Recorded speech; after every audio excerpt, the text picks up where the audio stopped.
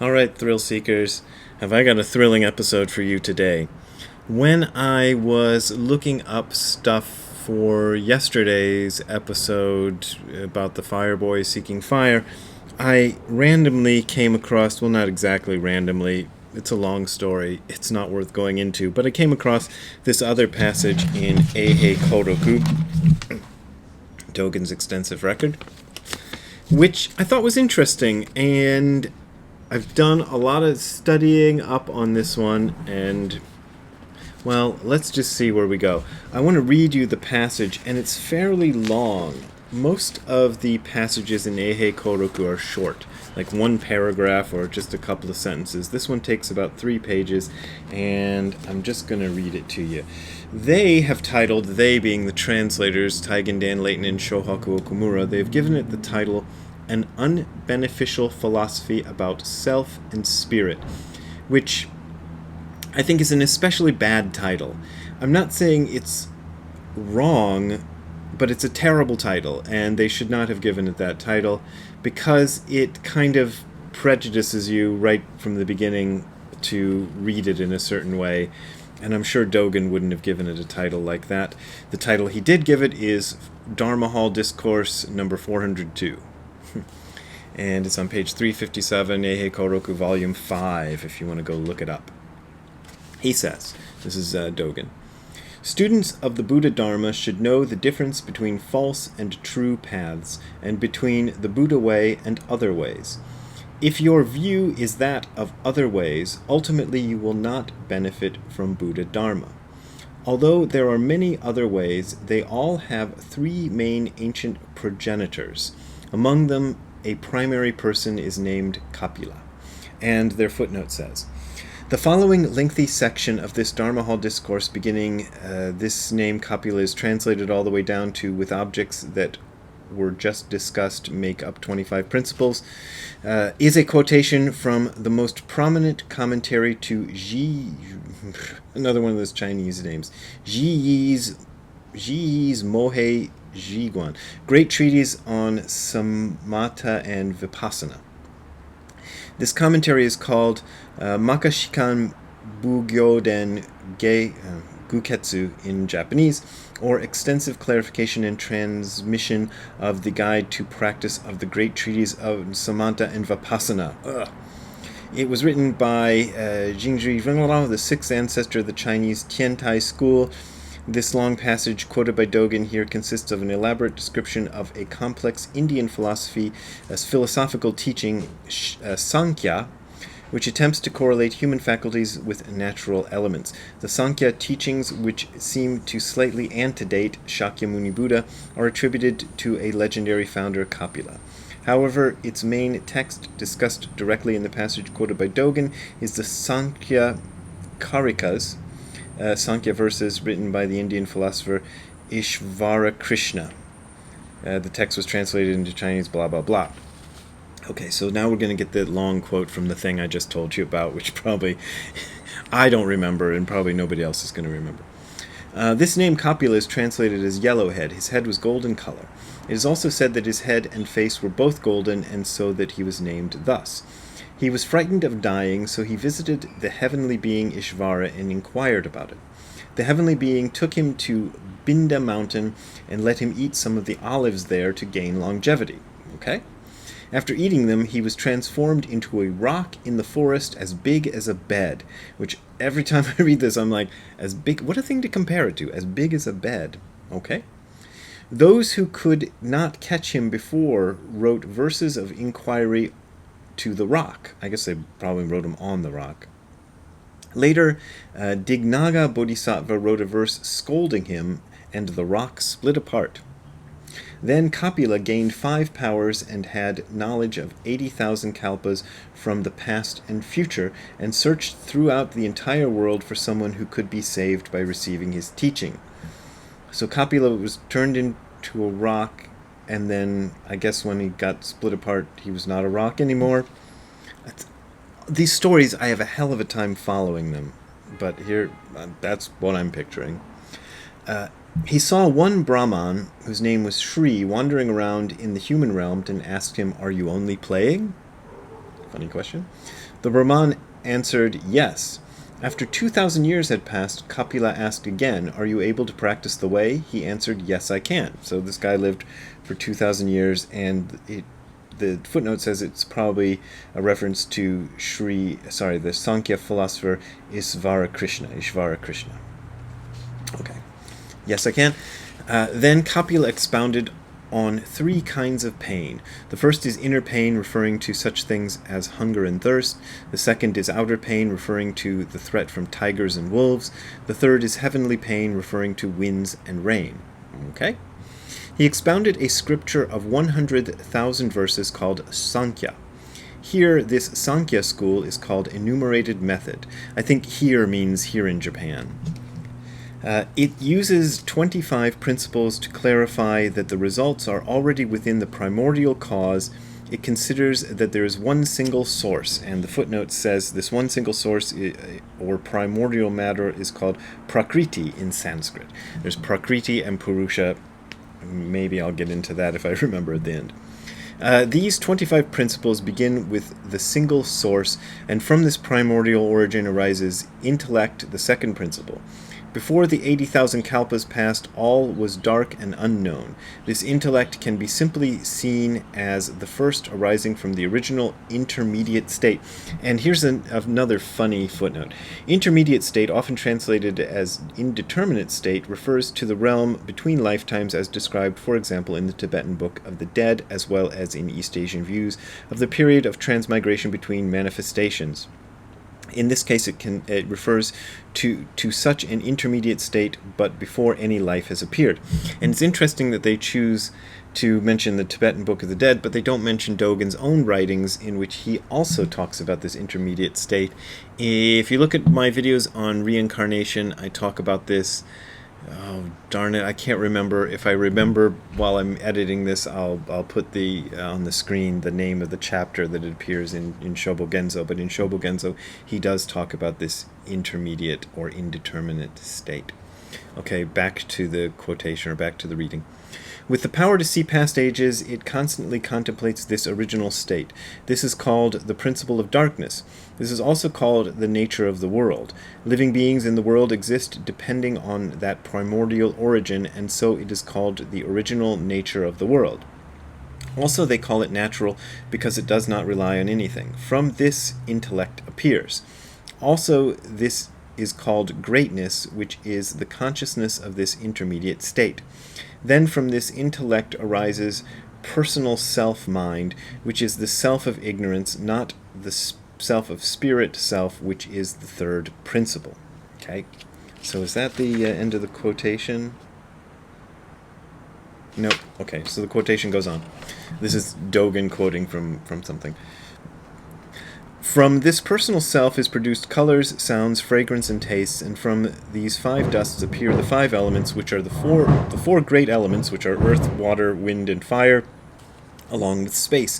The dusts are minute, and the great elements are coarse, but the dusts, when collected, produce the great elements, which is kind of interesting because that is sort of similar, but of course a primitive version of the theory of matter, because matter is like this earth was produced by the collection of tiny elements, and what is gold, but the gold is a combination of the atoms of, I don't know what gold is a combination of the atoms of, but it's a combination of atom A, atom B, and atom C become gold.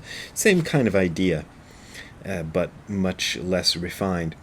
So it is said that from the dusts arise the great elements, that's what I just said, and in how the great elements are produced there is some variations. From sounds are produced the great space, from sounds and touch are produced the great wind, from colors, sounds, and touch are produced the great fire, from colors, sounds, touch, and taste are produced the great water, and from all 5 dusts the great earth is produced. The earth element depends on many dusts, so its power is weakest.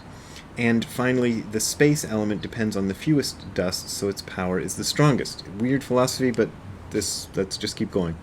Therefore, the 4 wheels, the first 4 elements, make up the world, and the space wheel is its foundation, followed by wind, fire, water, and earth. From these 5 great elements are produced the 11 faculties. These include what are called the faculties of eyes and so on, which are able to perceive, and so are called the 5 cognizing faculties. The hands, legs, and eyes, and the large and small excretory organs have the ability to function, and so are called the five active faculties. Together with mind, which is the faculty uniting all of them, there are 11 faculties. The mind is able to make everything its object, and so it is called the faculty uniting all. Each of the five cognizing faculties uses one of the great elements. So the color dusts make up the fire element makes up the eye faculty, and the eye faculty also sees the colors. Space dusts, sounds like the name of a band, make the ear faculty, and the ear faculty hears sounds. The earth making the nose, the water making the tongue, and the wind making the body are also like this. This is getting really weird. These 24 principles are possessions of the self, and all depend on this spirit self, which is thus called the principal master. This subject, along with the objects that were just discussed, make up the 25 principles. Okay, so that's the end of the quote from whatever that thing was that I read in the footnote before. Okay, these 25 principles are not the teachings of the Buddhas and ancestors, so forget all that, I guess. If we discuss the mind of Buddhas and ancestors, it is fences, walls, tiles, and pebbles. And this is a quote I've used many times on this webpage or this YouTube channel because Dogen says it all the time. Fences, walls, tiles, and pebbles. Ordinary things in the world. Their eyes are just soapberry beads. Their noses are just sections of bamboo. Their tongues are like the new crescent moon. When we study like this, how is it? Yeah, I would like to know, Dogen. After a pause, Dogen said, I thought the barbarian's beard was red, but there is a red-bearded barbarian. The end. So that's crazy, and that's why I bring it up, because I just find it interesting, and I'm just giving it to you to give you some interesting Dogen stuff. But between last night and this morning, I went and looked up Sankhya philosophy in this big fat book called The Hindus, and then I looked it up again in this big fat book called The Philosophies of India, and I read about Sankhya philosophy. I didn't even get all the way through the long explanation of it in this book, in The Philosophies of India. But I did find this nifty diagram they put to try to explain how it all works, Prakriti and Purusa. Basically, Prakriti and Purusa, Prakriti is basically matter and Purusa is mind. And it's kind of a dualistic way of looking at things as being mind or matter. And here's another little diagram they put in the book to explain all this. But what I find interesting about this is really the punchline. So all that big, it's like one of those jokes. Norm Macdonald has this famous joke. Is there like a thing on my nose? Has that been there the whole time? Anyway, Norm Macdonald, the late great Norm Macdonald, has this thing, and I think you can find it on YouTube as like the 12-minute joke or something. It's got a title like that, or the 11-minute joke, or the something-minute joke, where he just tells this huge setup for a punchline. And in his case, because he's a comedian, the reason the punchline is funny depends on how long the joke is. So the joke has to be really, really long in order for the punchline to be funny. That's the way it works. And that's kind of what, maybe this is what Dogen is working with here. Because he tells you all this stuff about this philosophy that he disagrees with, and then at the end of it he says, I thought the barbarian's beard was red, but there is a red-bearded barbarian. And those of you who've been sticking with me for a while will already recognize that, but that is the punchline to Hyakujo's Fox, the famous koan Hyakujo's Fox, which I have written about in my books Sit Down and Shut Up, and it came from Beyond Zen. I did 2 chapters on it in It Came from Beyond Zen, and 1 chapter of it in what did I say, Sit Down and Shut Up. I did a video on it in the summer when I was in Germany, or in September when I was in Germany, September of 2021, and it's called The Famous Fox Koan, because I'd been talking about it in one of the retreats that I did in Germany in 2021, and I put the talks from that retreat up as a 3-part thing on my podcast. So there's a lot, and basically that's the punchline of this the Fox koan. And if you want to go look it up, you can look it up in those places, or there's plenty of other places to look it up. But it's basically 6 of one, half a dozen of the other. That's I thought the barbarian's beard was red, but there is a red-bearded barbarian. So it seems to me, and I don't know if I'm the final word on all things Dogen, but I've certainly studied Dogen a lot, so I guess I'm something of a person who should know. It's weird to me to find myself in the position of being a person who should know about Dogen, because Dogen is still baffling as hell to me. So this one is baffling to me, to be honest. But the best I can make out of it is he tells you this long thing about this Sankhya philosophy, which he says is not a philosophy that Buddhists should be interested in, but he explains it. This one explains it in more detail, but basically it says the same thing in slightly different words. And then he says what Buddhists should believe in, and he says the mind of Buddhist ancestors is fences, walls, tiles, and pebbles, which is something he always says. And then this weird stuff about the eyes are just soapberry beads, and the noses are sections of bamboo, and their tongues are the new crescent moon. I guess that means the mind of Buddhas and ancestors must be what the there refers to in there. So he gives this really very short version of what Buddhists should believe, and then at the end says, well, it's 6 of one, half dozen of the other, which I would interpret, again, don't go to me for expertise in Dogen, but if you want to hear it, I would say that he's saying whatever sort of intellectual philosophy you build around the great it, is just another intellectual philosophy. So there's the intellectual philosophy of the Sankhyas, which is very elaborate, and he says it's not good for Buddhists to study. And then he gives the intellectual philosophy of the Buddhists, then says it's 6 of one, half dozen of the other. But he does make a distinction, which is there are good explanations and explanations that are not as good. Ultimately, every explanation is just an explanation, not the thing it explains. That's an important point. But the other important point he's making here is that there's better explanations and explanations that aren't as good. And this Sankhya explanation is extraordinarily elaborate, and in some ways it reminds me of the Yogacara stuff, which is also extraordinarily elaborate. And Dogen references Yogacara stuff here and there, but he's definitely not a Yogacara Buddhist. So this stuff is real interesting, but in the end, it's all just stuff. It's all just intellectual stuff. So there's the intellectual stuff that might point you in a good direction, and intellectual stuff that might not point you in a good direction. So there's a distinction to be made. But in the end, it's all just intellectual stuff. That's what I get out of it, and I've already spent too long on this, so I'm going to finish it there. But I just thought that was interesting. And if you want to contribute to me looking at more interesting stuff and talking to you about it on the internet, you can go to the URL you are seeing on the screen below, which is hardcorezen.info/donate. That is, again, hardcorezen.info/donate. There you will find links to my PayPal and Patreon accounts. Those are my only way of making a living these days, and I really appreciate your support. But as always, this is offered for free, so you don't got to donate if you don't want to donate. We will see you again. Have a good time have a good time all the time. Not next time, but all the time.